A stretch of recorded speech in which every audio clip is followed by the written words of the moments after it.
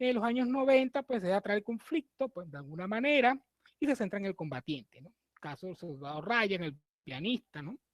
Bueno, algunos especialistas en el área del cine bélico tratan de diferenciar el documental, lo propagandístico, el drama histórico, biografía épica y el prisionero de guerra, ¿no? También que son formas también de expresión de lo que significa el cine bélico. La comedia también, ¿no? Podemos también agregarla ahí, que no recuerda la película Los Bastardos, animación bélica y, bueno, ya como mencionamos, lo que es los fines pacifistas. El profesor Carlos, pues a continuación, pues nos vamos a dar para que presente su exposición. Recordamos también que las cámaras, los micrófonos estén apagados.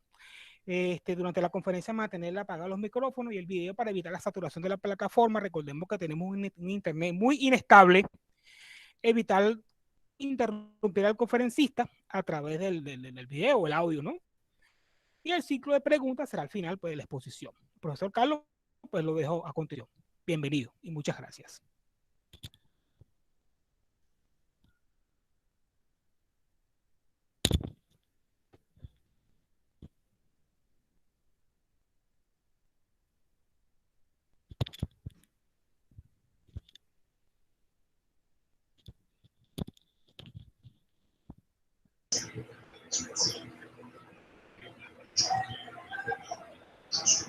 El profesor Carlos no está silenciado.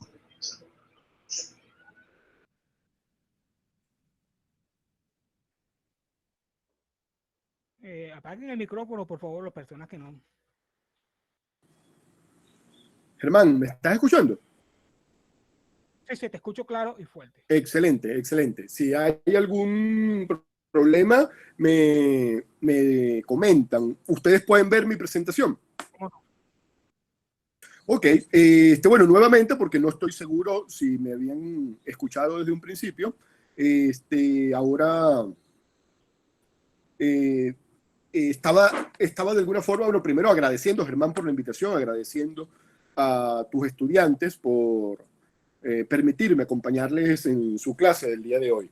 Y estaba tomando algunas expresiones de la introducción de Germán, entendiendo al cine bélico como aquel que desarrolla una temática sobre el conflicto armado. Cuando Germán me invitó a hacer esta presentación hace algunas semanas, yo le comentaba de que por qué no desarrollábamos esa temática o esa evolución del tratamiento de esta categoría cinematográfica a través de 3 películas, de las cuales no estoy seguro si mi aforo las ha visto todas o por lo menos recomiendo hacerlo en la brevedad, que serían El puente sobre el río Kwai, Apocalipsis Now y Salvando al soldado Ryan. Esta última la comentó Germán durante su introducción. Y el tratamiento que le vamos a dar a esta presentación es el cine como visión de la historia, pero entendiendo a ese cine, a el cine bélico en específico, ¿no? La aportación del cine a la historia es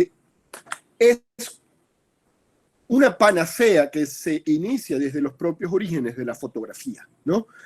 La capacidad de reproducir una imagen que alcanza una realidad hasta ahora no desarrollada por la pintura, alejó definitivamente estos contenidos de ser considerados como arte. Y no eran considerados como arte porque precisamente se pensaba que el resultado tanto de la fotografía como de la cinematografía no podía deformar la realidad, sino que tenía en todo caso que reproducirla. Y esto genera un doble cuestionamiento sobre lo que nosotros deberíamos desarrollar en esta presentación, que es la aportación del cine a la historia, así como el cine considerado como un mecanismo para la promoción, difusión o transmisión de la historia, ¿no? El cine, su primera barrera fue la conquista de la legitimidad, porque a diferencia de la fotografía, el cine requería inicialmente un acuerdo con la producción para reproducir una realidad, lo cual lo convertía inmediatamente en una escena de ficción o fantasía. A pesar de que las primeras proyecciones cinematográficas que conocimos en Francia a finales del siglo XIX eran una reproducción estricta de la realidad, como era la llegada de un tren a una estación o la salida de unos trabajadores de la fábrica en donde laboraban, prontamente el cine comienza a hacer una representación ficticia de la realidad. Y esto es lo que no le permitía acercarse al arte. Sin embargo, el movimiento vanguardista soviético ya de los años 20 considera que si bien el cine no puede ser considerado un arte, no había duda que era una estrategia extraordinaria que permitía desarrollarse la educación. Entonces, las primeras muestras que pudimos ver de Eisenstein y Fritz Lang, de alguna forma, deformaron esa legitimación y ganaron completamente la aceptación de la vanguardia. Tenemos que imaginarnos el cine como una estrategia de representación que por largo de 20, 30 años fue completamente mudo.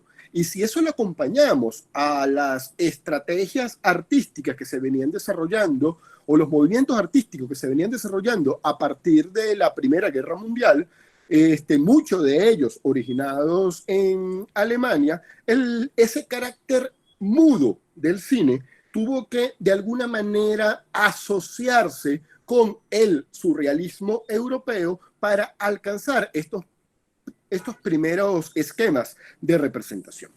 Posteriormente, cuando el cine gana dos elementos que aún no le eran característicos, como era el sonido y el color, y aquí estamos hablando ya de mitad del siglo XX, estos movimientos de alguna forma le permiten explotar las carencias que hasta ese instante no se le fueron permitidos alcanzar. En este caso, pudimos ver el cine norteamericano, una gran presencia del baile, una gran presencia de la música, porque precisamente se estaba convirtiendo como que una utopía, ese embellecimiento sonoro, ¿no? Esto termina definitivamente con lo que llamamos como la nueva ola o el Nouvelle Vague francés, que ya para los años 50 venía a convertirse venía a convertir el cine en una especie de relevo de los escritores, permitiéndoles expresar ideas personales, ideologías a través de la gran pantalla. O sea, es así como la película cinematográfica permite hacer una aportación a la historia en la medida de que su reconstrucción nos permite considerar cuáles eran las influencias de las producciones a las que se estaban surgiendo las influencias y las ideologías que estaban detrás de cada una de estas producciones, ¿no?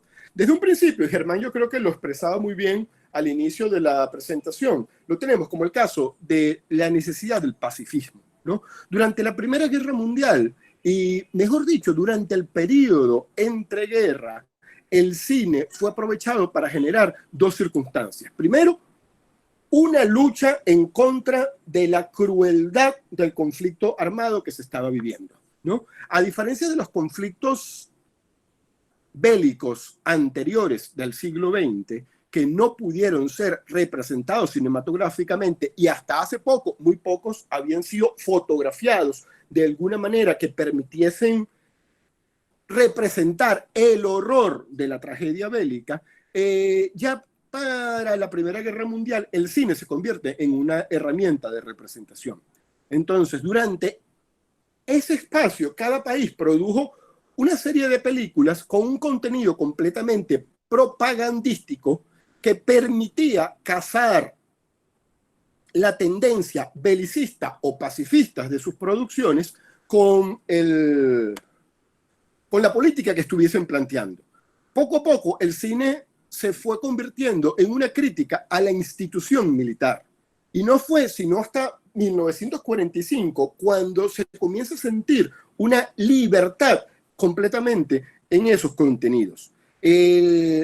Cualquier cine anterior de 1933 que se considerase que participaba de alguna manera en una campaña en contra de la Alemania nazi, era considerado como un cine belicista. Entonces, el concepto pacifista al que viene evolucionando el cine antes de la Segunda Guerra Mundial es muy distinto al concepto antibelicista que encontramos en la cinematografía ya para los tiempos de la Guerra Fría.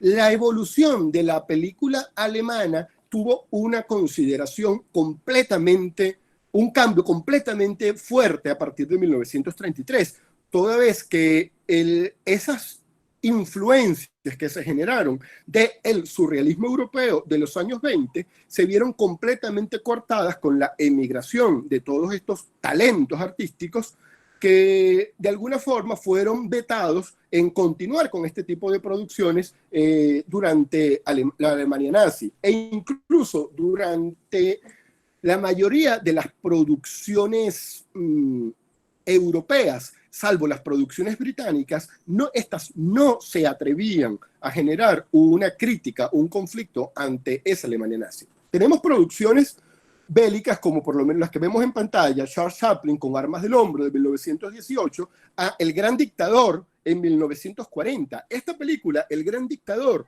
no se vio en las carteleras europeas hasta 1945, es decir, después del fin de la Segunda Guerra Mundial, ¿no?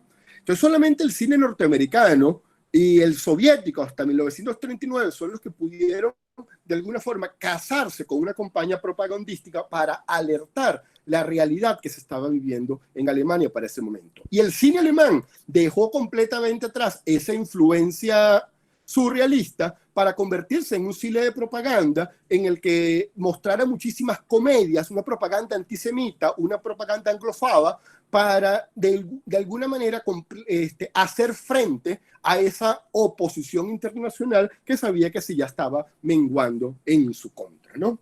Francia, desde un principio, también se alejó de convertir el cine en una crítica hacia el belicismo de la Segunda Guerra Mundial. Sin embargo, en algún momento comenzó a considerar ya contenidos más sociales, ¿no? Contenidos mezclados hacia el trabajo, hacia la familia, hacia el nacionalismo, ¿no? Protección de los judíos, comunistas. Y estos son discursos que se desarrollan ya en la Gran Bretaña a partir de 1929, pero de alguna forma lo que llamamos el cine documental, ¿no? Ya acá los británicos se estaban alejando de esa puesta en escena para tratar de hacer unas representaciones sociales que influyesen desde un punto más activo en los contenidos de los espectadores, ¿no? Italia, que también se vio vetada durante el crecimiento del fascismo y hasta el fin de la Segunda Guerra Mundial, gana un neorrealismo italiano, ¿no? Un neorrealismo interpretado abiertamente por esas Roma, ciudad abierta, de Roberto Rossellini, y que se desarrolló o se heredó posteriormente en las figuras como de Pier Paolo Pasolini hasta la Italia romántica, ¿no? Que podemos ver en películas como Roma, ciudad abierta, o El ladrón de bicicletas, ¿no? Y esta tendencia termina cerrando en lo que llamamos como la nueva ola francesa, representada principalmente por Jean-Luc Godard, Agnès Varda, que nos muestran de alguna manera todo ese movimiento o esa ideología sociopolítica que de alguna forma se vio reflejada ya para el Mayo francés de 1968. Todos estos contenidos o todas estas tendencias cinematográficas que estamos conversando están desarrollados sobre una política o sobre una estrategia belicista, bien sea pacifista o bien sea probélica, ¿no? Lo que es muy interesante es concebir que la historia cinematográfica que hemos visto en estas primeras décadas viene desarrollando estas tendencias desde dos grandes aspectos, y es la crítica a la institución militar, la crítica a la guerra como un movimiento atroz o la crítica a la ideología que apoya esos inicios o esos movimientos belicistas, bien sea a favor o en contra de las potencias que estaban controlando la guerra en ese momento. Entonces, para esto llega a donde nosotros queremos enfocar el tratamiento o la evolución de este cine épico, perdón, de este cine bélico, y es con nuestra primera película a desarrollar El puente sobre el río Kwai, ¿no? El puente sobre el río Kwai es una película de 1957 desarrollada sobre la novela con el mismo nombre, una película muy larga de casi 3 horas de duración, producida en el Reino Unido. Una película producida del Reino Unido, pero con de alguna manera, unos orígenes norteamericanos que no se pueden negar. Porque, bueno, su director, David Lean, a su vez, como uno de sus guionistas, Michael Wilson, habían estado vetados por la lista negra posterior a McCarthy en los Estados Unidos, y que de alguna manera les prohibía el acceso laboral a las producciones cinematográficas en América, por lo que decidieron emigrar a Europa, se radicaron en Inglaterra y fue donde desarrollaron esta producción. El puente sobre el río Kwai es una película que a nivel histórico llama muchísimo la atención, porque bueno, es considerada como que una de las primeras películas épicas en materia de cine bélico. Fue una película completamente grabada en nuevas tecnologías para esta época, como era el CinemaScope, o lentes con lentes amórficos, que permitía ver la película completamente sin cortes en su sentido ancho. Es decir, no es esa clase de película de pantalla completa adaptada a la pantalla de un televisor, sino la película que se podía disfrutar horizontalmente en una pantalla cinematográfica de sala, ¿no?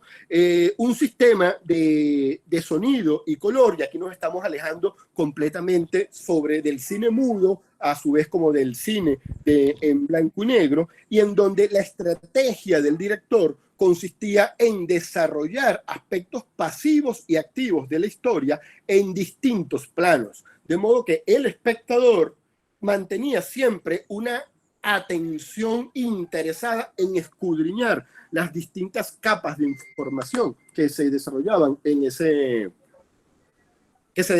distintas capas de información que se vienen desarrollando en esa propuesta cinematográfica. Es un cine que todavía está, de alguna manera, quiere acompañarse de una propuesta graciosa, ¿no? No sé si alcanzan a escuchar el silbido, ¿no?, de banda sonora que trato de compartirles a ustedes en este momento, que es muy característico de esta película, ¿no? Este silbido, de alguna manera, compone una marcha militar que fue compuesta originalmente durante la Primera Guerra Mundial, pero fue muy popularizada durante la Segunda Guerra Mundial, y a la que las tropas norteamericanas le habían agregado una letra jocosa para burlarse de las figuras de Adolf Hitler, Hermann Göring, Heinrich Miller y Joseph Goebbels. En la producción se consideró que el lenguaje de la letra agregada por las tropas norteamericanas era un lenguaje un poco grotesco, y decidieron cambiar esa letra por el silbido que les acabo de reproducir, el cual no estoy seguro que ustedes hayan podido escuchar. Pero precisamente aquí ya estamos viendo cómo esa evolución de ese cine que originalmente nosotros habíamos visto ya para los años 10, los años 20, ¿no?, con Charles Chaplin, ese cine que ya había comenzado a hablar, ese cine que estaba mostrando color, ahora no se alejaba en ningún momento de la comedia, pero agregaba acciones críticas en contra del tratamiento de la guerra. A diferencia de muchas películas que hemos podido acostumbrar de la Segunda Guerra Mundial, El puente sobre el río Kwai fue una de las primeras películas de estricta representación de la Segunda Guerra Mundial, pero sin entrar en los escenarios de batalla.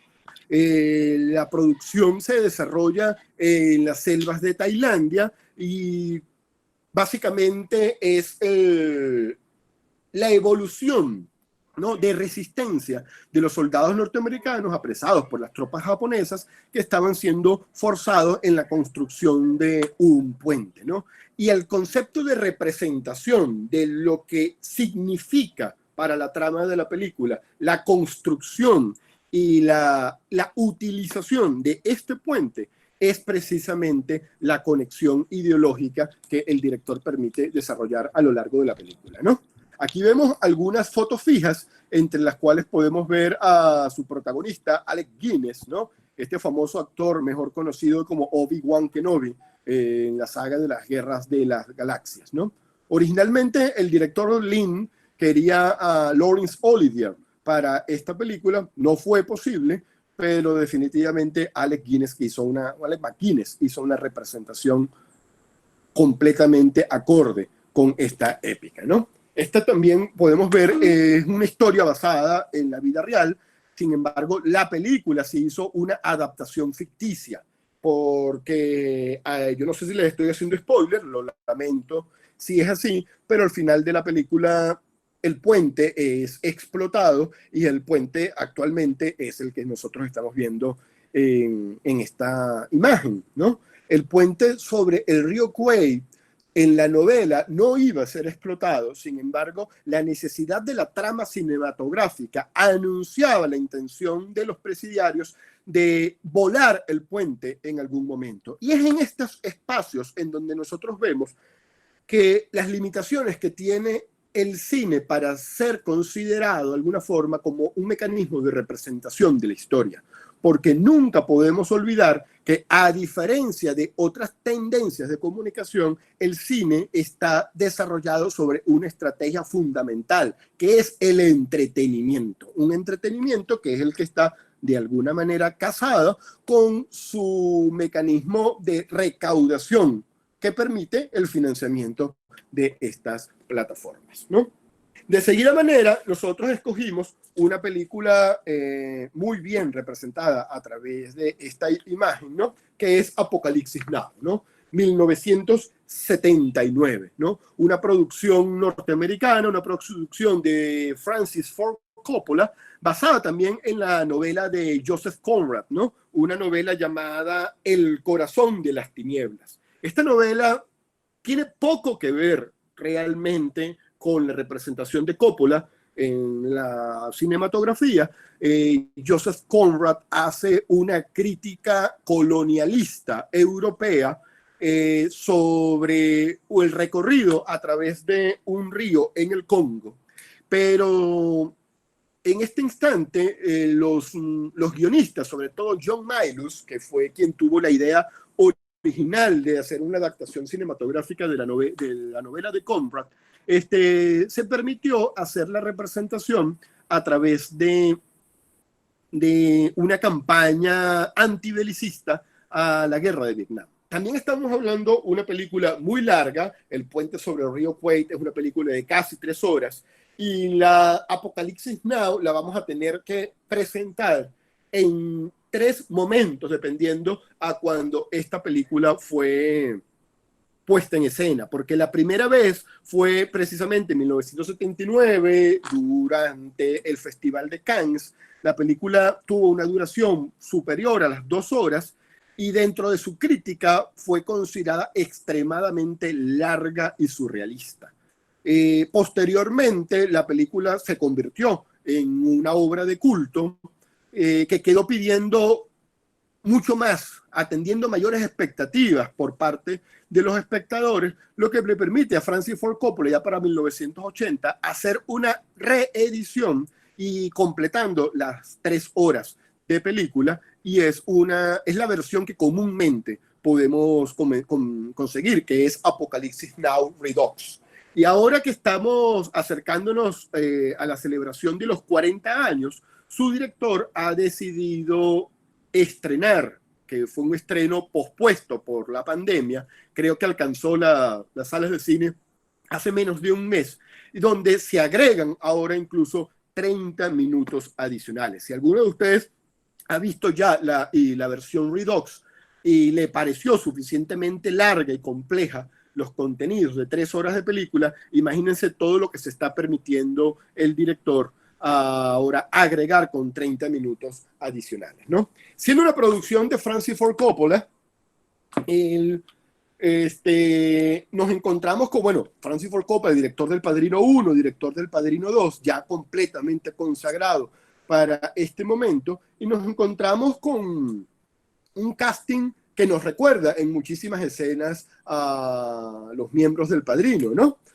Tanto de las películas El Padrino 1 como El Padrino 2, y a su vez vemos como que unas especies de cameos que no lo eran como tal, salvo por las cortas presencias que tuvieron durante la interpretación, de actores como Harrison Ford y Lawrence Fishburne, ¿no? Que era un niño apenas de 14 años para este momento. La película es considerada, a pesar de ser, a diferencia del Puente sobre el Río Kwai, esta es una película que definitivamente tiene una gran representación de lucha armada, como llama Germán, ¿no? Pero siempre la hace a través de una crítica al intervencionismo americano, ¿no?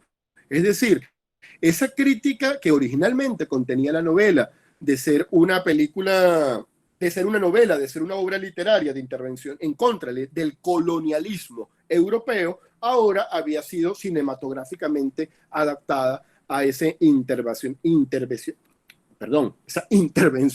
norteamericana en Vietnam, ¿no? Esta escena que podemos ver ahora en pantalla, yo creo que es la escena épica más importante en la historia del cine bélico, que fue ese ataque con napalm a una villa vietnamita bajo la música de las Valquirias, ¿no? De Richard Wagner.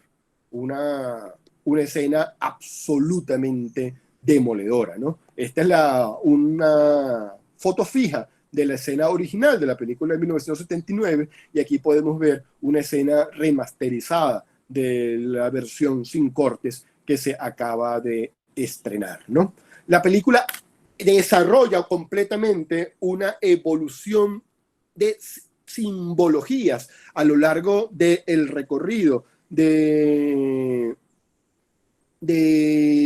los soldados a través de un río vietnamita en la búsqueda de captura del coronel Corps, interpretado por Marlon Brando, y vemos un poco lo que era la evolución, los sacrificios y la entrega de los militares y los efectos de la guerra en cada uno de ellos, ¿no? Es una película absolutamente indispensable para cualquiera que quiera desarrollarse una posición sobre el cine bélico, ¿no? Y la tercera película que nos permitimos desarrollar en este tratamiento ya es una película casi del siglo XX, una producción de 1998, también una producción norteamericana bastante larga, ¿no? 170 minutos, dirigida por Steven Spielberg, ¿no?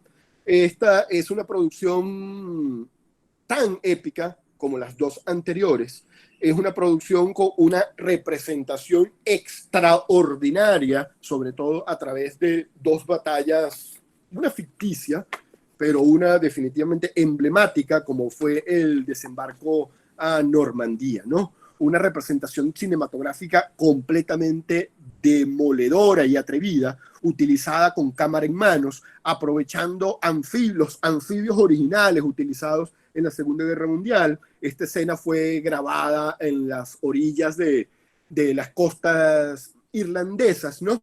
Y en la que, después de ver el sacrificio y la inocencia por la supervivencia en alcanzar las costas francesas, un grupo de soldados es escogido para rescatar a un soldado específico, ¿no? Y había que verle la cara después del número de bajas que significó el propio desembarco en Normandía y los años que ya se tenían recorridos en la Segunda Guerra Mundial, de colocar en la responsabilidad de 7 soldados para alcanzar el rescate de una sola persona, ¿no? Esto definitivamente muestra una de las políticas menos conocidas, de unas políticas militares menos conocidas del ejército norteamericano, como lo es el rescate del sobreviviente, ¿no? Que es el caso de si una unidad familiar está prestando el servicio militar en una zona de conflicto y queda un solo sobreviviente de ellos, este sobreviviente le es concedido un regreso sano a casa, ¿no? Esa es la representación que se genera de una forma extraordinaria a través de esta película y que de alguna manera muestra una evolución trascendental en el tratamiento cinematográfico que estábamos viendo desde esa primera puesta en escena de Armas al Hombro de Charles Chaplin de 1916 a una película con una producción extraordinaria de 1998, ¿no? En el cine histórico, la representación del pasado, la representación del presente, depende siempre de la época y del contexto en el que tengamos en la representación de la obra, ¿no? Yo no estoy seguro, Germán, cuántos de ustedes han podido ver estas películas, y lo que me interesaría más con esta presentación es que nos abriéramos a una discusión basada en la experiencia que tu clase ya tiene de análisis cinematográfico, ¿no? Por producciones anteriores o de la experiencia de estos mismos contextos. Les escucho. Muy agradecido, profesor Carlos Arbeláez, ¿no? Por su brillante exposición, pues, representando pues esa parte cinematográfica que muchas veces se escapa del estudio del cine bélico, ¿no? Yo como historiador, pues estudio el contexto histórico, ¿no? Los hechos, la presencia del nacionalismo, la presencia del héroe, pero tú le añades ese elemento pues importante que es el conocimiento cinematográfico, ¿no? Que tú representas muy bien con esta exposición sobre el cine histórico, ¿no? Donde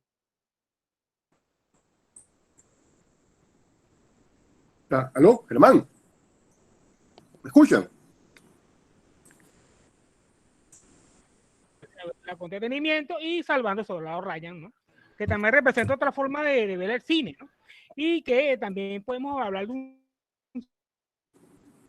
cine ruso, podemos hablar de un cine alemán, que también permite de alguna manera, pues, exponer, pues, la guerra, ¿no? Esa faceta humana, ¿no?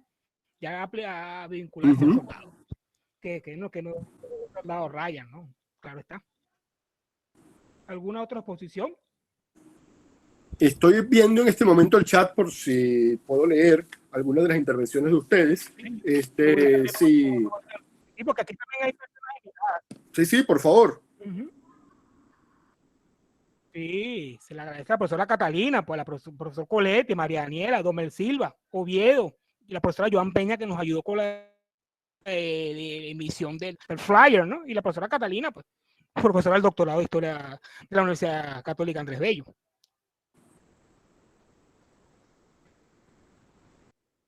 ¿Algunas preguntas? Los interesados en el tema pueden hacerlo por vía chat, ¿no? También ahí está un espacio donde pueden formular, pueden abrir sus micrófonos también para el espacio de preguntas y respuestas.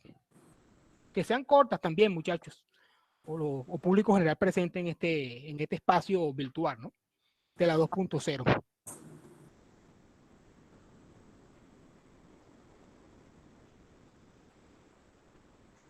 Pueden liberar sus micrófonos, el que quiera preguntar. Estoy viendo que hay algunas preguntas por allí, vamos a ver. Sigamos, sí, vayamos viéndose. Sí, bueno, ¿cuánta veracidad se le acredita a este tipo de cine? Creo que es Iván Brito, ¿no? Que me está preguntando. Iván, vamos a hablarlo con la absoluta confianza. No es la veracidad que tenga este tipo de cine, es la veracidad que tenga el cine. Nosotros, lo primero que nosotros tenemos que entender cuando vemos una producción cinematográfica es que el cine no es otra cosa que una representación. Acá lo estás viendo, ¿no? Directamente, aquí puedes ver al director Steven Spielberg participar, ¿no? Con Tom Hanks en la representación de la escena. Eso es el cine. El cine es una representación. Al ser una representación, no vas a conseguir veracidad en él. O sea, siempre vas a tener que satisfacer la puesta en escena de la necesidad de entretenimiento. Si rescatamos un poco la presentación, permítanme, discúlpenme, el ordenador me estaba solicitando algunas instrucciones, pero si nosotros si rescatamos un poco la presentación, precisamente el orden en que yo les he mostrado estas láminas, ¿no? Está de alguna manera desarrollando esa conexión que tiene la evolución de la historia del siglo XX con la evolución de los contenidos producidos en las propuestas cinematográficas, ¿no? Fíjate, para 1918, Charles Chaplin está aprovechando la comedia para hacer una campaña pacifista, ¿no? Para 1930, Louis Milestone está desarrollando por primera vez contenidos demostrados directamente en el frente de guerra, pero son contenidos que de alguna manera ya se están representando entre los temores y entre las desgracias del conflicto bélico.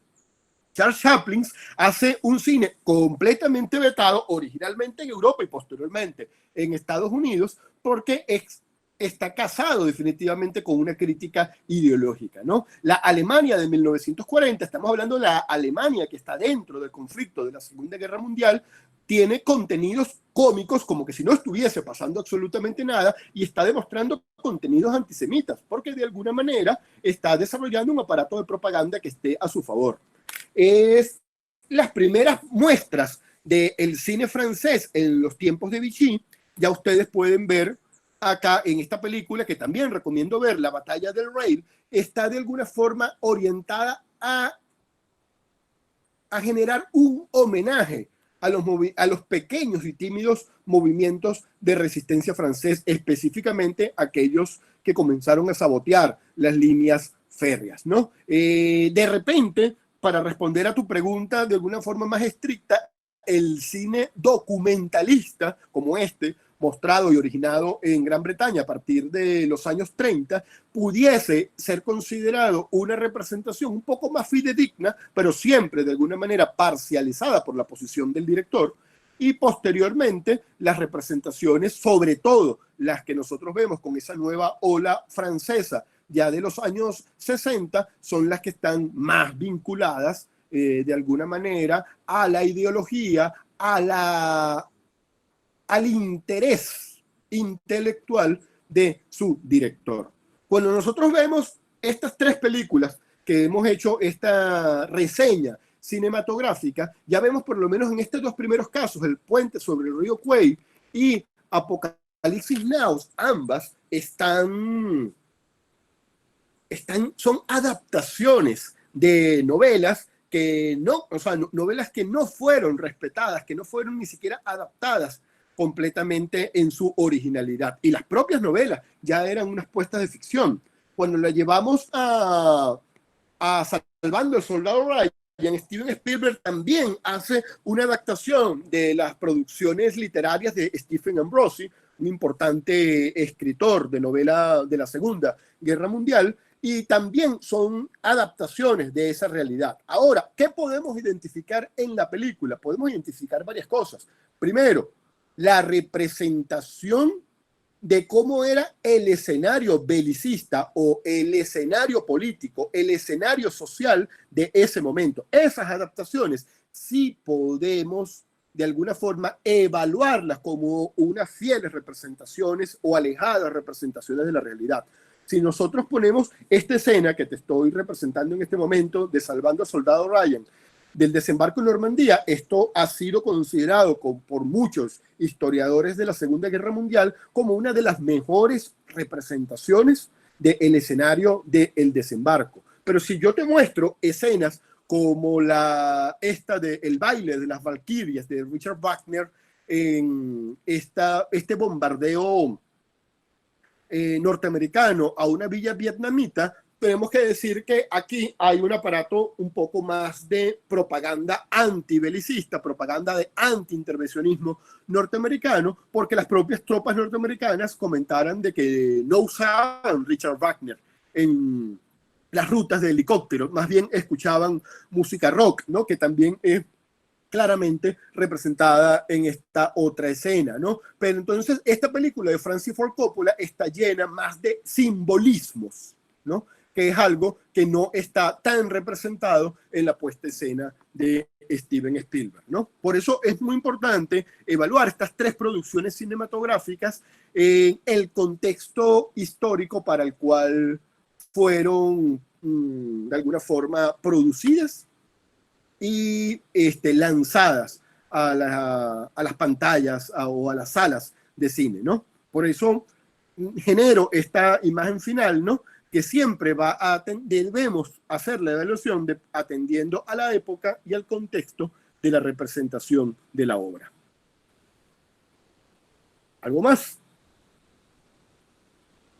Profesor Carlos, hay una pregunta que tiene Noah Rosales, ¿no? Una pregunta sobre la temática.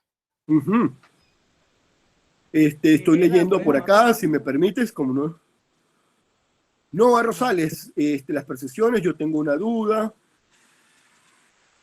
¿Cuánta veracidad? Fue la pregunta de Iván Brito. ¿Por qué sacrificar tantas vidas de soldados para rescatar la vida de unos pocos? Por ejemplo, la historia del soldado Brian. Bueno, no es Brian, es Ryan. Ahorita vamos a hablar de eso. Lenderson, esto es uno de los aspectos más importantes que nosotros vemos en esta película, ¿no? ¿Podría abrir mi micrófono y hacer una pregunta? No, así. Puedes abrir tu micrófono. Te estoy esperando para escucharte.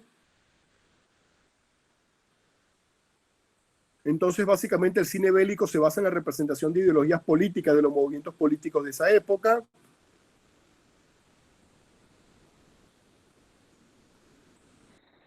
Ok, buenas tardes, profesor. No Sí, sé te si me escucho, logran Noah. escuchar. Creo que eres tú, ¿no? Ok, sí. Ya yo lo había escrito, pero de todos modos, tengo en realidad dos preguntas. Y es, ¿consideraría que el cine bélico tiene o sigue teniendo la misma influencia en el siglo actual que en el siglo XX, en sus inicios? Ok. Y si cree posible que, a pesar de las situaciones de conflicto que se tienen actualmente en este 2020, se podría usar como una campaña o como una solución, ¿verdad? Para llegar a la paz, el cine bélico, o sea, utilizarlo como estrategia, actualmente en el siglo en el que vivimos. Bueno, fíjate, Noah, yo sé que puede ser bastante, vamos a decir, inocente de mi parte, de que pueda ser usada como una estrategia, porque todos queremos luchar por la paz, pero definitivamente sí puede ser usado como una estrategia, ¿no? El cine bélico tenemos que diferenciarlo completamente de aquel cine que busca una representación histórica o aquel cine que sencillamente está mostrándote un campo de batalla, ¿no? Porque un experto cinematográfico te pudiese decir perfectamente que Terminator o Depredador son puestas cinematográficas de cine bélico, y efectivamente lo son, ¿no? Como decía Germán al principio en su introducción, hay una representación de un conflicto armado. Ahora, lo que no hay es la representación de un conflicto armado histórico, que es lo que nosotros estamos analizando acá, ¿no? Entonces, en la evolución de las representaciones bélicas que nosotros estamos viendo, inevitablemente, de alguna manera hay una corriente ideológica que está buscando construir un mensaje, ¿no? Recordemos lo que yo comentaba al principio de la presentación, que si bien el cine, hoy conocido como el séptimo arte, no era considerado un arte en sus principios, y la razón por la cual no era considerado un arte era porque precisamente se consideraba que él no era una representación, que él era una reproducción de la realidad. Y al tú no poder hacer una representación, entonces estabas alejado de la independencia del director, de la independencia del productor, de la independencia de los actores, de generar una representación autónoma y no natural. Ahora, sus inicios, sobre todo los inicios que estuviesen de alguna manera casados, ¿no?, con la vanguardia soviética, lo identificaron como una estrategia educativa, entendiéndose educativa como una estrategia que permitiese influenciar un mensaje en la población. Eso daría, yo creo que, respuesta a tu pregunta, ¿no? Y si no es así, estoy esperando para cualquier consideración, ¿no? Pero yo aprovecho esta respuesta adicionalmente para contestar también a una pregunta anterior, ¿no?, que creo que es la de Idarriani, ¿no? Discúlpame si no leo muy bien tu nombre, ¿no? Pero efectivamente, y no voy a agregar una calificación a tu pregunta, porque tú te puedo leer. Entonces, básicamente, el cine bélico se basa en la representación de ideologías políticas de los movimientos políticos de la época. No, yo te lo voy a decir. Básicamente, el cine se basa en la representación del mensaje establecido. El mensaje puede ser ideológico, puede ser político, puede ser de un movimiento político, de un movimiento social, pero es la representación de un mensaje y que definitivamente está casado, bien sea para la época en que se está desarrollando la producción o está casado para la época sobre la cual se está representando la reproducción. ¿Ok?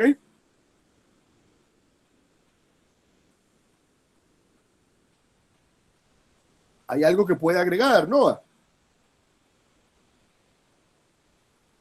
Bueno, muy interesante, profesor. El cine también es el horror, ¿no? Muchas veces los directores tratan de recrear ese horror y por ejemplo, la película Soldado expresa, ¿no? Esa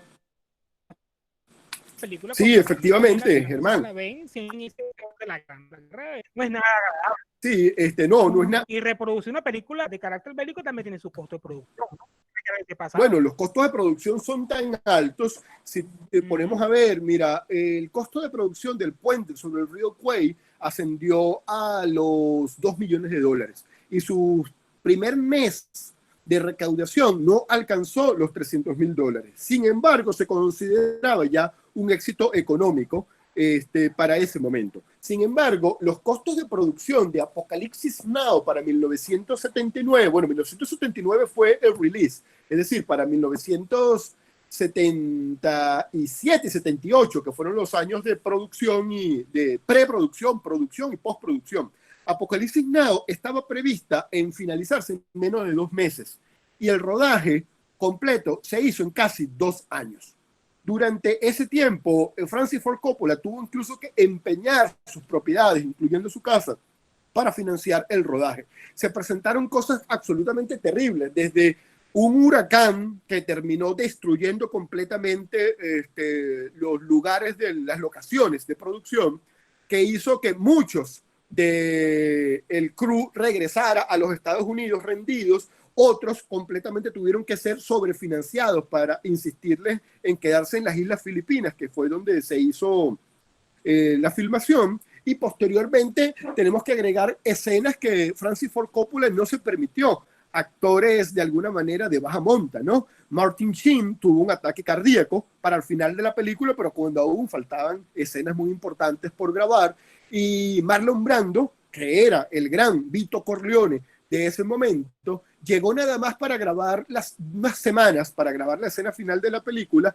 Llegó con la necesidad de interpretar a un soldado que había escapado de las tropas norteamericanas y que se encontraba bajo de peso, y para ese momento Marlon Brando tenía 40 kilos de sobrepeso y ni siquiera se había leído la novela o el guión que tenía que interpretar. Entonces sí, hay un gran sacrificio económico que muchas veces puede ser un éxito en recaudación, pero que no deja de ser una gran oportunidad en riesgo, ¿no? En Salvando al Soldado Ryan, la apuesta de Steven Spielberg fue completamente distinto, porque si bien él se fue para ese momento con el doble galardonado del Oscar, Tom Hanks, para el papel protagónico, desarrolló su casting sobre actores emergentes, actores que hoy en día podemos ya identificar y conocer en muchísimas producciones, como Vin Diesel, ¿no? Que quien no conoce hoy en día a Vin Diesel por toda la saga del Rápido y el Furioso, y para este momento era una cara completamente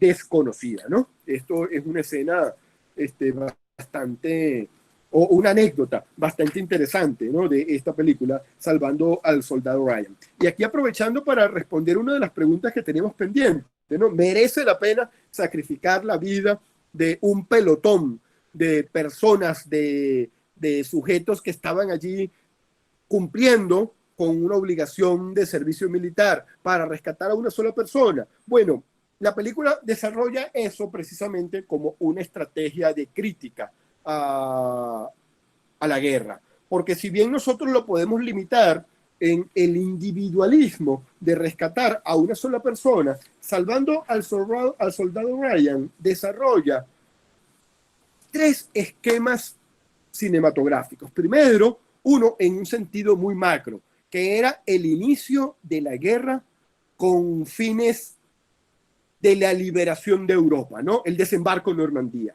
con un guión completamente micro, que es la historia que se va desarrollando a lo largo del pelotón en la medida que la película va avanzando.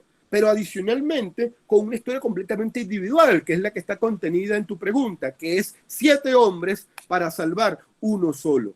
Finalmente, no son 7 hombres para salvar uno solo. La Segunda Guerra Mundial, por mencionar un conflicto en específico, dejó un número de bajas superior al 50 millones de personas. Es decir, no fueron 7 para salvar uno que nos entretuvieron en 3 horas de película. Fueron millones de personas que acudieron de alguna manera forzada o no a un conflicto bélico para salvar algo o para salvar a alguien, ¿no? Y esa es esa crítica belicista o antibelicista que podemos ver en esta puesta en escena de Steven Spielberg. Debemos recordar que para los años 90 Steven Spielberg ya había participado en La lista de Schindler, que le mereció un Oscar, ya había participado en Amistad, que era una película que había estrenado un par de años antes, o creo que un año antes, ¿no? Y yo aprovecho esa oportunidad para recomendarles para recomendarles una puesta en escena no cinematográfica, también de la mano de Steven Spielberg y Tom Hanks, como son Hermanos de Sangre, en donde ustedes pueden ver de alguna forma más abierta, ¿no?, esa crítica al sacrificio humano en los tiempos de guerra, y El Pacífico, ¿no?, que ya son 2 escenas muy extraordinarias o 2 representaciones muy extraordinarias de la Segunda Guerra Mundial.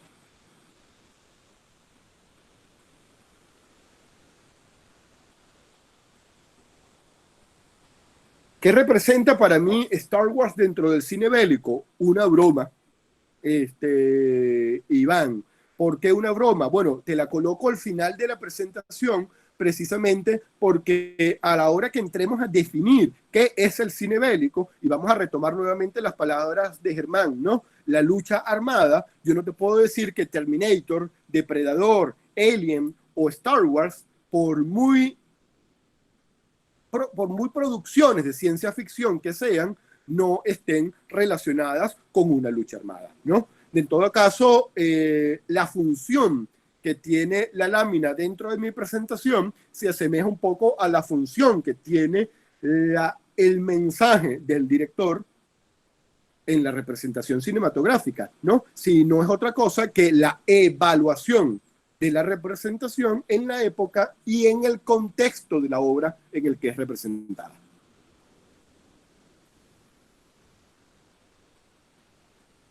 ¿Algo más?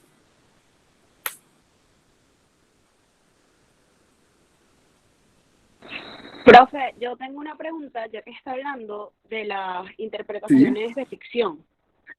Ajá. Y es que hay películas actuales de género de ficción y que son consideradas el cine bélico, como por ejemplo Los Juegos del Hambre, Divergente, que plantean un mundo en una situación post-apocalíptica en la que pocas personas lograron sobrevivir y plantearon civilizaciones y modelos de gobierno totalmente diferentes, ¿verdad? Que ante su fracaso estos generan que salga como un mártir, que es básicamente la trama básica, vale la redundancia, de estas 2 películas.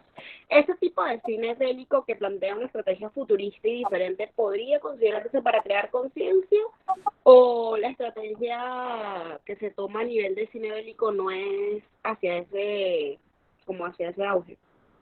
Mira, no, yo seguramente voy a responder a tu pregunta con una apreciación personal y no académica de ellas.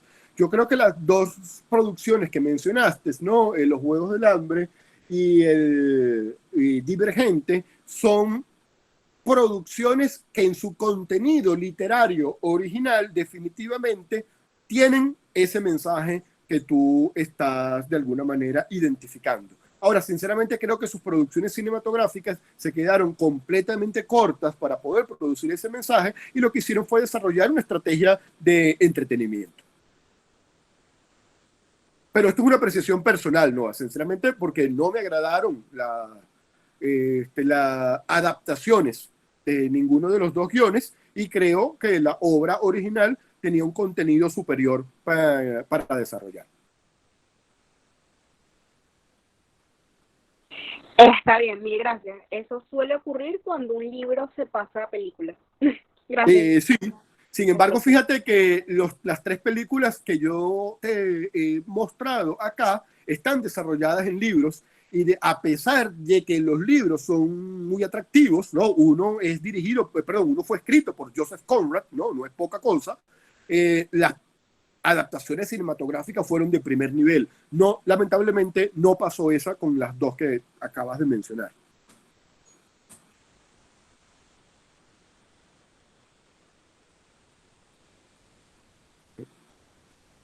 Germán, estoy pendiente por cualquier cosa. Creo que tenemos alguna pregunta más. ¿Las actuales películas de superhéroes podrían considerarse cines bélicas? Mira, lo que pasa es que vamos a contestar desde el punto de vista cinematográfico, ¿no?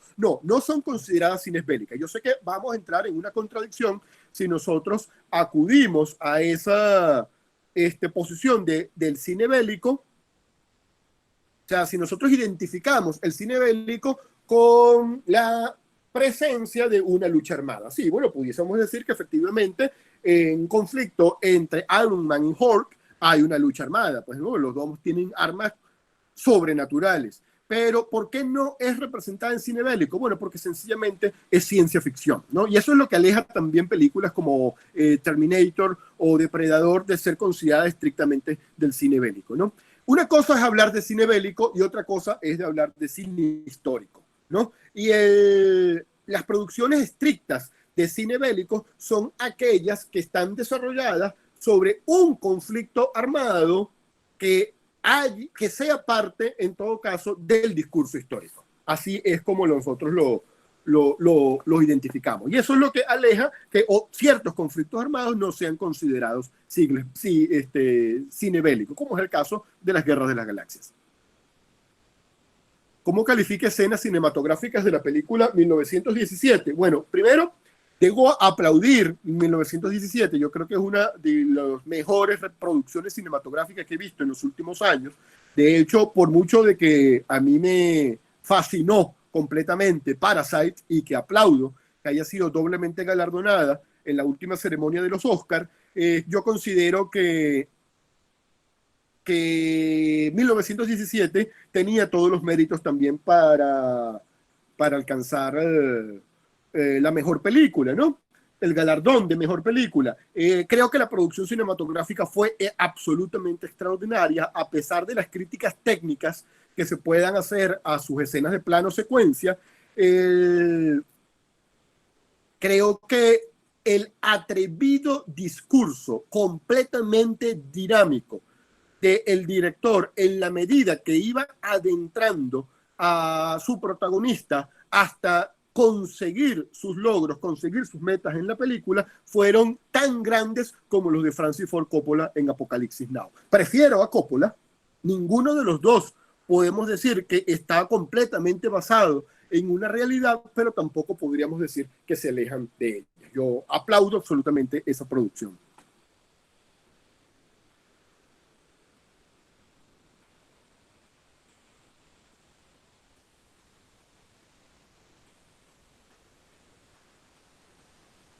¿Algo más?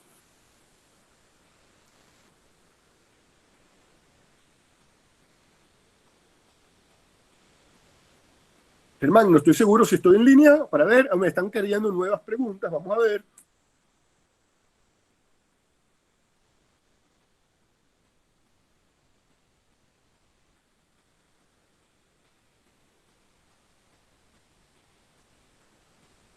Para que sean parte del cine bélico, necesitas que tener sus bases en la realidad. Tengamos cuidado con esa apreciación, ¿no? No es que para que sea parte del cine bélico tenga que estar basada en la realidad, sino que tenga que ser basada por un conflicto que pudo haber existido, ¿no? Está esta película extraordinaria ganada del Oscar por dirigida por Kathleen Bigelow, The Hurt Locker. No recuerdo con qué nombre fue representado en español. Esta película ganó el Oscar el mismo año que estuvo nominada Avatar. El conflicto que allí está representado no es un conflicto real, pero es un conflicto desarrollado sobre la realidad de la Segunda Guerra en Irak, ¿no? Es decir, su protagonista no es una figura que existió, pero efectivamente es una figura que perfectamente pudo haber existido y pudo haber sido representada de esta manera en la guerra de Irak. Eso es lo que le permite ser categorizada como un cine bélico, ¿no? No el hecho de que ese contenido realmente sea un contenido histórico, que es completamente distinto. Porque podemos hablar de una película histórica, como es el caso de Lincoln, que yo creo que es una película de representación histórica más fidedigna que podemos encontrar, que no es cine bélico, pero es cine histórico. Entonces hay que tener un poco de cuidado allí. La interpretación cinematográfica de Dunkirk, que Christopher Nolan pesa más que su contenido histórico. Mira, Dunkirk yo creo que es una de las mejores películas de cine bélico que yo he visto. Tengo mis cuestionamientos en ella como cine histórico, entonces no sé si por allí va tu pregunta, porque de alguna manera creo que Christopher Nolan hizo una posición tan cerrada de lo que estaba pasando en Dunkirk desde el punto de vista británico, que no permitió un análisis específico del significado histórico del significado histórico de ese episodio de la Segunda Guerra Mundial. Pero lo que yo aplaudo más en Christopher Nolan, definitivamente, no es ni siquiera sus planos secuencias, ¿no?, durante el vuelo del Spitfire, sino el lenguaje cinematográfico que se permitió para comprender la tensión existente no solamente en las tropas británicas, sino en la ciudadanía británica de ese instante. Yo creo que eso es lo que estaba buscando Christopher Nolan y de alguna manera lo consiguió de una manera extraordinaria. José Antonio Oviedo, quien manda un grande saludo, abrazo, amigo. Profesor Carlos, tomando en cuenta el inmenso volumen de producciones de film bélico, ¿por qué usted solo tomó conflictos del siglo XX? Y además, ¿qué lo llevó a seleccionar estas 3 películas? Bueno, sinceramente fue una selección completamente egoísta, desarrollada en un acuerdo entre Germán y mi persona cuando me hizo la invitación. Fueron las 3 propuestas que consideré porque Germán me había hecho la invitación a partir de un post que yo había realizado en mis redes sociales sobre Apocalipsis Now. Entonces lo que hice fue considerar otras 2 producciones cinematográficas anteriores y posteriores a Apocalipsis Now. Y hablamos de Apocalipsis Now porque se están celebrando los 40 años del estreno de la película y de alguna manera el reestreno con la versión sin cortes, ¿no? ¿Cómo se califican las producciones americanas de la Segunda Guerra Mundial como Negro Soldier? Te confieso que no he visto Negro Soldier ni P-47, entre otros, a los documentales de la Alemania nazi con filmaciones de los corresponsales de guerra. Luis, discúlpame que no comprendo muy bien tu pregunta, no porque esté mal planteada, sino porque lamentablemente no he visto 2 de las producciones, entonces no puedo hacer la comparación. Discúlpame, no soy tan experto cinematográfico para darte una respuesta en ese caso. La película Hasta el último hombre es considerada cine bélico. María Esperanza, sabrás cómo se llama la película en inglés, que normalmente no las veo en español y a lo mejor no me sé el nombre, yo lo estoy tratando de ubicar.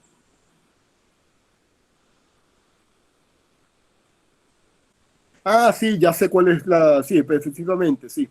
Sí, Hackman Ridge. Sí, efectivamente, Hackman Ridge es una película de cine bélico. Sí, tengo de alguna manera mis críticas hacia la dirección que hizo Mel Gibson en muchas escenas de la película, pero está desarrollada definitivamente en una historia bastante interesante, ¿no? En la película 1917 se puede percibir el miedo, la tragedia y el horror de esa producción cinematográfica. Muy buena, gracias por su apreciación. Sí, yo también considero eso, Enderlin.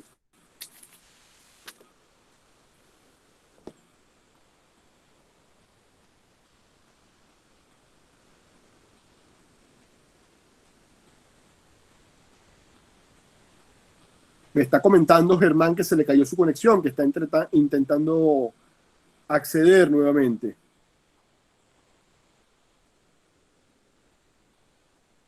No lo consigo ver. No sé, ¿alguno de ustedes tienen preguntas adicionales? ¿Ustedes me están escuchando? No estoy seguro si estamos todos conectados.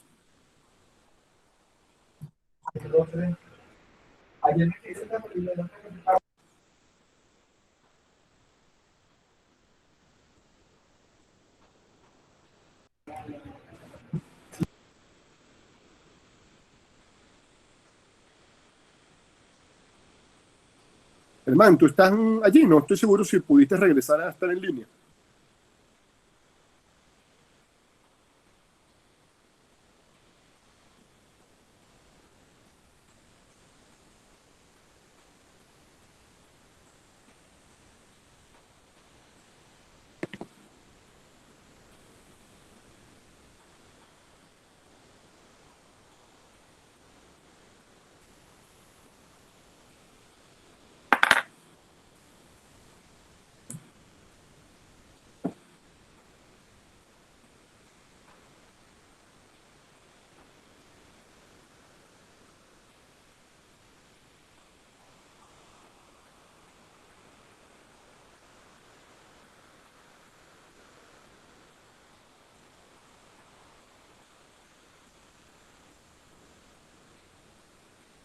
¿Qué opina de la película Midway, la batalla del Pacífico, en que pilotos americanos y japoneses cambiaron el curso de la Segunda Guerra Mundial? Te confieso que no la he visto, la Anderson, la tengo descargada para verla, espero aprovechar esta cuarentena forzada para hacer eso, ¿no? Y sí, Hackman Ridge, María Esperanza, yo la googleé y alcancé el nombre de la película que me preguntaba. Gracias. ¿Cuáles han sido las guerras que han tenido mayor popularidad en el cine? Mira, no estoy seguro para responderte con certeza. Yo creo que fue la Segunda Guerra Mundial la que ha tenido mayor número de representaciones en el cine. Sin embargo, hay que destacar algunas producciones muy importantes sobre la Guerra de Vietnam.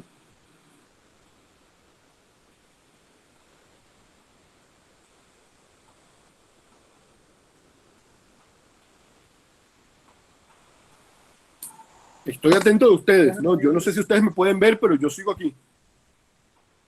Yo también sigo aquí, profesor. Las 3 conexiones de Wi-Fi que dependo de CanTV se cayeron. Aquí estoy Yo no, tengo que creerte absolutamente eso, pues no, lamentablemente esa es nuestra realidad. Tuve que salir corriendo buscando 3 conexiones y ninguna. Últimamente apareció la de mi casa y bueno, aquí estoy. Bueno, estamos, Germán. Bueno, yo creo que ha sido una participación muy activa por parte de tus alumnos y otros amigos, ¿no? ¿Por qué la guerra de Vietnam? ¿Qué alta relevancia le da en el cine? Stephanie, bueno, mira, vamos a mencionar Apocalipsis Now, yo creo que es una de las representaciones más vistosas, las representaciones cinematográficas más vistosas que tiene la guerra de Vietnam, pero debemos recordar otras muy importantes como Platoon, Pelotón de Oliver Stone, esta protagonizada por Tom Cruise, no recuerdo en este momento su nombre, que también es muy importante. Y bueno, no podemos dejar de un lado una extraordinariamente graciosa, pero que también tiene una crítica interesante en el cine bélico, como lo fue Forrest Gump.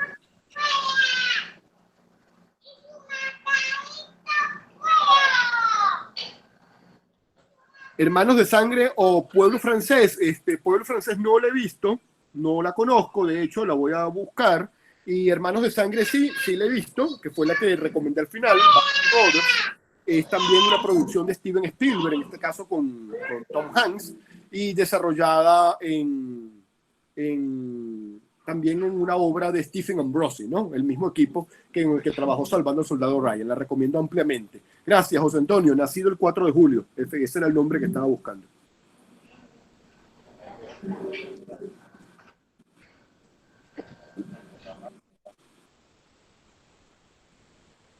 Un pueblo francés no lo he visto. Estoy anotando para hacerlo cuando pueda.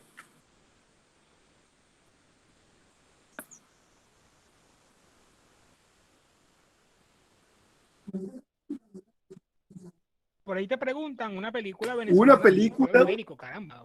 la película Bolívar de... Bueno, una película venezolana vinculada a lo bélico, Más o menos, ¿verdad?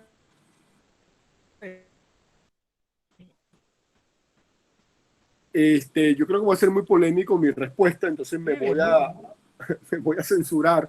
Pero sí, efectivamente, mira, no, es Desnudo con Naranjas. Es una película donde se desarrolló la guerra civil, recordando en este momento a Daniel Alvarado, ¿no? Su actor protagónico que murió hace poco. Efectivamente, ahí tienes una película de cine bélico, siendo una producción nacional. Y las de película de la independencia, lo que pasa es que en el caso de la independencia, temo que las producciones no se desarrollaron estrictamente en el conflicto bélico. Sin embargo, hay puestas en escenas de batalla, ¿no? Sí, podríamos mencionar que si Libertador de Alberto Arbelo fue cine bélico, yo no estoy seguro, que yo creo que es cine histórico, no cine bélico como tal, porque su línea, la intención de su guión no es el desarrollo del conflicto bélico, sino del conflicto político, ¿no? O la representación histórica del momento. Yo creo que, a diferencia de eso, Desnudo con Naranjas, si pudiese considerarlo, porque tiene una mayor representación allí. José Antonio perfectamente nos lo está diciendo. A ver, País Portátil, sí, bueno, yo me estaba censurando al no mencionar País Portátil. José Antonio, tú eres más atrevido que yo. Pudiésemos decir si Amaneció de Golpe, también lo es, a pesar de que creo que no, porque la representación de de Amaneció de Golpe más dentro de casa de lo que pasó afuera, ¿no? Boves y Zamora, creo que más Zamora que Boves. Creo que Zamora sí puede ser considerada cine bélico, no estoy seguro que Boves lo sea. Una aldea francesa, gracias por ayudarme con eso, Linderson.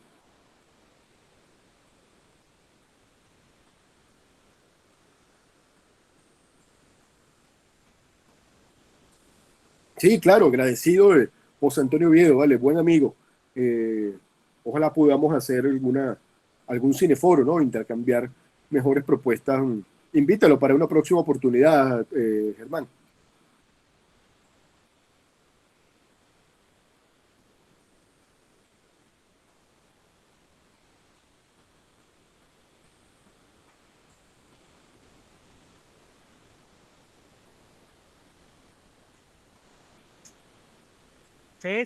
También el cine ruso también se ve mucho en el cine. En YouTube hay muchas producciones de eso.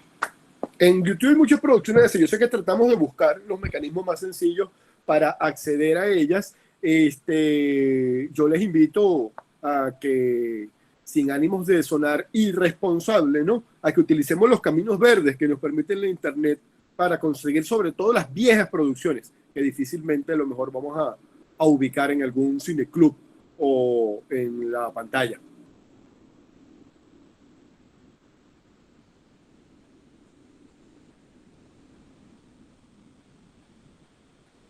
Carlos, ¿qué opinas tú del cine alemán bélico? Del cine alemán bélico, fíjate, el cine alemán, Germán, ha tenido una evolución antes, durante y después de la Segunda Guerra Mundial. Como te comentaba originalmente, el cine alemán, o mejor dicho, el arte alemán de los años 20 fue completamente modernista, del surrealismo al modernismo. Las herencias de la Bauhaus fueron completamente extraordinarias. Lamentablemente, las políticas fascistas hicieron emigrar a muchos de estos productores, de estos artistas, y esa tendencia emigró a los Estados Unidos. En Alemania quedó un cine completamente politizado bajo el régimen nazi, que encontró una respuesta completamente distinta después de la Segunda Guerra Mundial. No te voy a mencionar una producción de cine bélico directamente, pero sí te puedo mencionar una producción extraordinaria como lo fue El Hundimiento, ¿no? Que no es un conflicto bélico, porque el conflicto bélico estaba pasando fuera de donde se estaba desarrollando, pero que es una producción de absolutamente primer nivel, ¿no?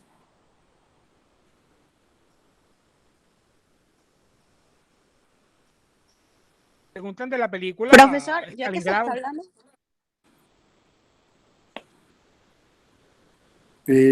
Dime, Germán. Preguntan la película Stalingrado. Creo que esa producción es alemana, ¿no? Stalingrado no estoy seguro si es una producción alemana. Si te lo reconozco, voy a mentir. Tengo que investigarlo, Germán. Pero sí, bueno, lo que pasa es que también tenemos que atender a algo, ¿no? Es que el cine bélico, los costos de producción, de puesta en escena, de representación son muy altos. Y entonces ellos también van a atender de alguna manera al momento en que fueron desarrollados, ¿no?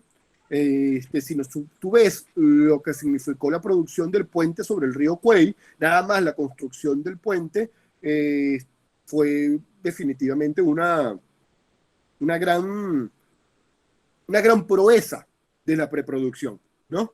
Pero si lo comparas con lo que se hizo, por lo que hizo Christopher Nolan durante el vuelo del Spitfire, fue algo, yo creo que completamente único, ¿no? Entonces es difícil hacer esa comparación en este momento.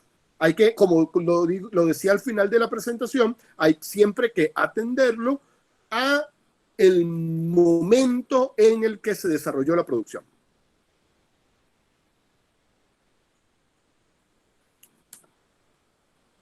Había alguien que había intentado comentar algo, no sé si lo ha hecho, para ver, tenemos algo más por aquí. Stalingrado es una producción rusa, está diciendo Lenderson, no tiene bastante sentido. Profe, yo era quien tenía otra pregunta. Ok. Y es con respecto, precisamente ya que se habla del cine alemán, de su influencia y de cómo cambió. Actualmente se puede decir de que el cine podría ser utilizado también para manejar masas y para guiarlas como se utilizó históricamente durante las guerras mundiales.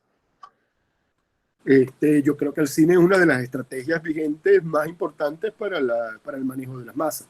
Eso, lamentablemente, para bien o para mal, es así. ¿Qué series podríamos mencionarnos en ese tipo, Stephanie? Bueno, hemos mencionado dos muy importantes. Una es Hermanos de Sangre, Band of Brothers, una producción de HBO. Esto es una producción, creo que del año 2000 o 2001. Una producción de Steven Spielberg y Tom Hanks, basada en una novela de Stephen Ambrosi. Puedes conseguir la novela en PDF con bastante facilidad. Hermanos de Sangre. Un trabajo completamente extraordinario. Y otra producción también de esta dupla, Tom Hanks y Steven Spielberg, es El Pacífico, que es una de esas escenas a veces poco olvidada, a pesar de que en los últimos años la hemos visto representada varias veces, que es esa segunda parte de la Segunda Guerra Mundial en el Pacífico. Te recomiendo ambas series. Primero. Y creo que no nos salimos del tema, Stephanie. Más bien creo que fue que colocamos, vamos a decir, nos limitamos mucho en el título de la presentación. Lo consideraremos para futuro.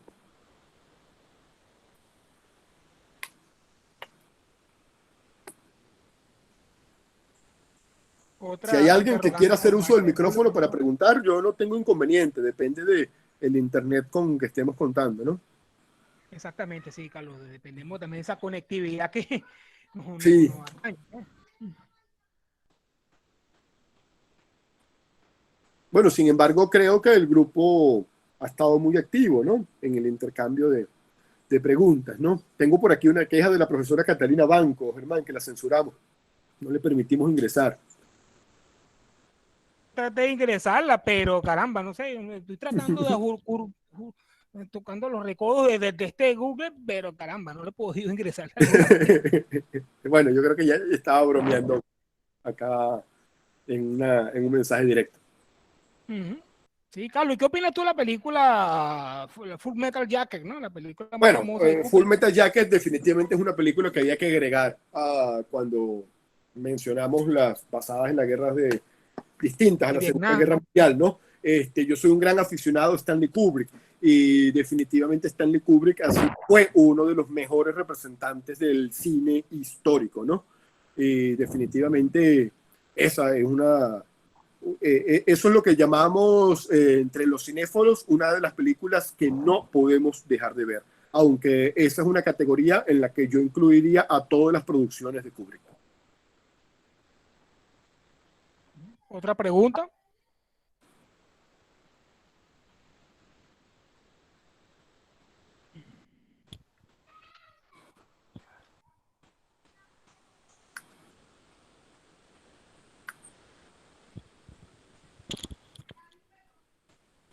Otra pregunta a los interesados en formular pues ciertas interrogantes.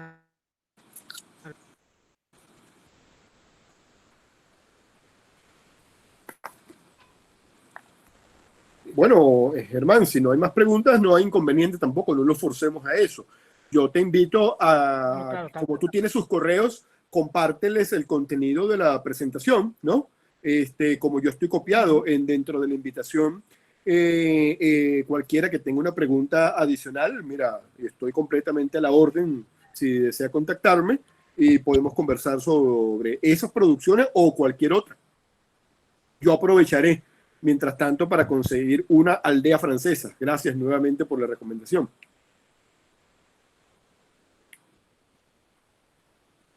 Bueno, muchas gracias, profesor. Ya vamos al cierre a esta conferencia virtual, ¿no? Sobre la evolución del cine bélico. Antes que nada, bueno, agradecer pues su disposición, su tiempo para dedicarnos pues esta presentación pues de una manera virtual. También agradecemos a los profesores, como mencioné, Coletti, María Daniela, Domer Silva, Oviedo, Joan Peña Angulo y Catalina Baco, que ha tratado de conectarse, ¿no? También veo otros profesores que se me escapan, en el caso de la profesora Vanessa Ávila, que también es parte de la formación de nuestra universidad, que envió a sus estudiantes, mis estudiantes de la asignatura y público general que está presente, porque esto se difundió por las redes sociales y muchas personas han estado interesadas en participar. Pues entonces uno se le abre el compás para que puedan de alguna manera, pues a través de esta cuarentena que tenemos, no participar a través de este espacio. Así es, Germán. Yo la verdad nuevamente agradezco tu invitación, agradezco a los estudiantes de la Universidad Simón Bolívar por acompañarme en este momento y a todos aquellos que se han acercado, ¿no? A este aforo. Pido disculpas para los que no pudieron ingresar, sé que de todas formas no me están escuchando, pero considerando que está siendo grabada la sesión, bueno, aprovecho para dejarles mis disculpas y le mando, la verdad, un agradecimiento por su participación y un abrazo a José Antonio Oviedo, ¿no? Que esperamos más bien contar con él para otro espacio similar a esto, Germán.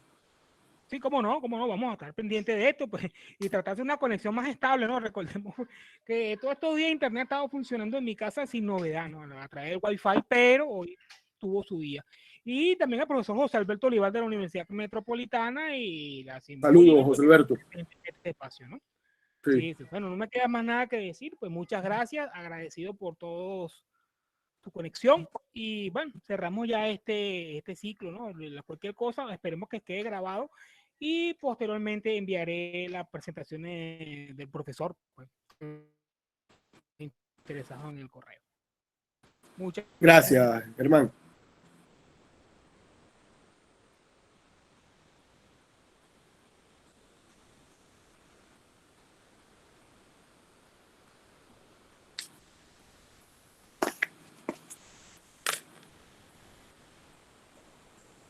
Me despido de todos y nuevamente gracias por invitarme a sus espacios.